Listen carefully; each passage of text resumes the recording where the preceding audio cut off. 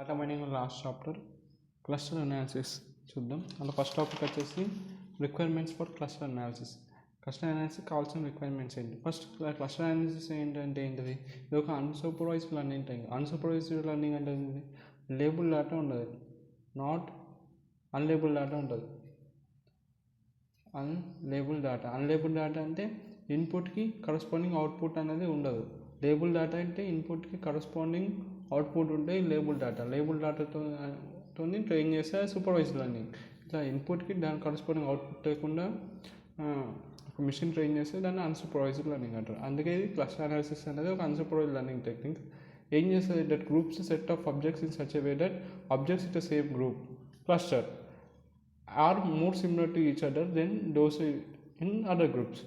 ఏవైతే ఇప్పుడు సపోజ్ కొన్ని ఎట్లన్నా అనుకో, ఈ డేటా పాయింట్స్ అన్నీ కొంచెం సిమిలర్ ఉన్నాయి, సో ఇవన్నీ ఒక గ్రూప్లోకి వేస్తాయి. ఈ డేటా పాయింట్స్ అన్నీ కొంచెం సిమిలర్గా ఉన్నాయి, సో ఇవి ఒక గ్రూప్. ఈ ఆబ్జెక్ట్స్ అన్నీ సిమిలర్ ఉన్నాయి, సో ఏ ఆబ్జెక్ట్స్ సిమిలర్ ఉంటాయో అవన్నీ ఒక గ్రూప్లోకి వేస్తాయి. ఆ గ్రూప్నే క్లస్టర్ అంటారు. ఓకే, ఇప్పుడు రిక్వైర్మెంట్స్ ఫర్ క్లస్టర్ అనాలిసిస్ చూద్దాం. ఫస్ట్ వచ్చి స్కేలబిలిటీ. ఏదైతే ఆల్గోరిథం మనం యూజ్ చేస్తామో అది లార్జ్ డేటా సెట్స్ని ఎఫిషియెంట్గా యూజ్ చేయాలి, ఎఫిషియెంట్గా వాడాలి. అయితే లార్జ్ డేటా సెట్స్ వస్తాయో దాన్ని హ్యాండిల్ చేయగలరు ఎఫిషియెంట్గా ఏదైతే ఆల్గోరిథం యూజ్ చేస్తామో.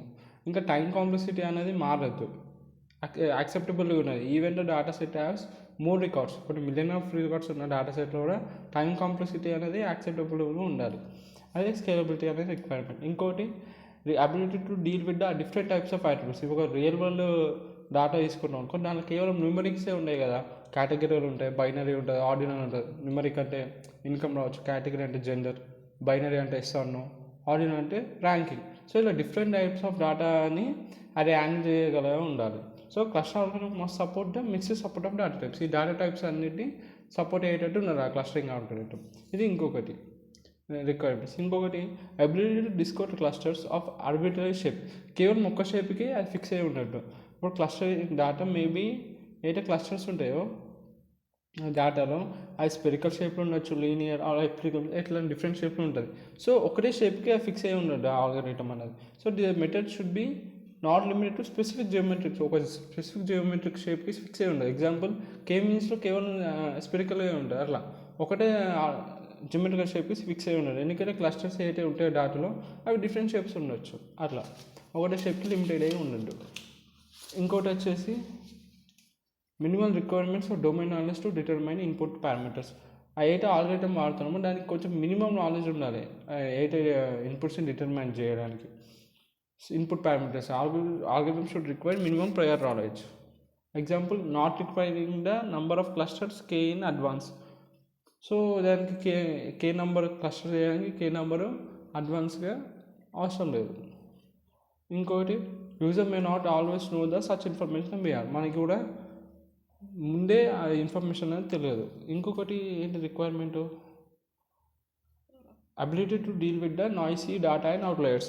ఏదైతే డేటాలో ఉన్న నాయిసీ డేటా కానీ అవుట్లయర్స్ కానీ, రియల్ వరల్డ్ డేటా కానీ పక్క రియల్ వరల్డ్ డేటాలో నాయిసీ ఉంటుంది, నాయిసీ డేటా ఉంటుంది, అవుట్లయర్స్ కూడా ఉంటాయి.